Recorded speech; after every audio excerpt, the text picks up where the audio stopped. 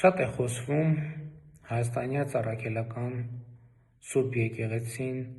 քաղաքականության մեջ ներքաշելու և հենց եկեղեցու կողմից քաղաքական գործունեություն ծավալելու անթույլատրելիության մասին։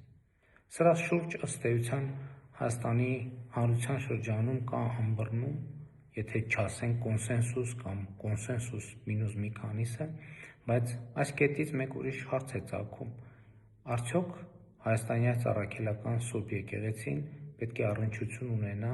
մեր հանրային քաղաքական կյանքին և եթե այո, ինչպիսի առնչություն։ Ես կարծում եմ, որ այո, պետք է ունենա առնչություն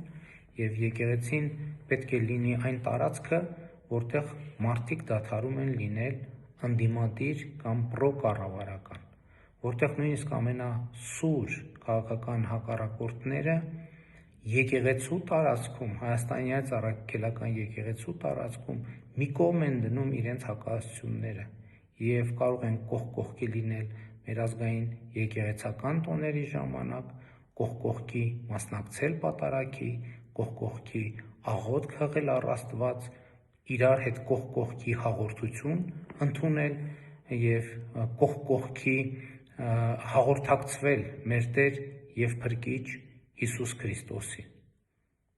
Իմ կարծիքով եկեղեցին հենց այսպիսի հանրային դերակատարում պետք է ունենա և նրա առաջնային անելիքը և մտահոգությունը պետք է լինի մեր Տեր և Փրկիչ Հիսուս Քրիստոսի վարդապետության,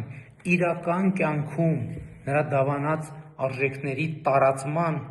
հարցը։ Ահա թե ինչպես եմ պատկերացնում Հայաստանյաց առաքելական Սուրբ եկեղեցու առնչությունը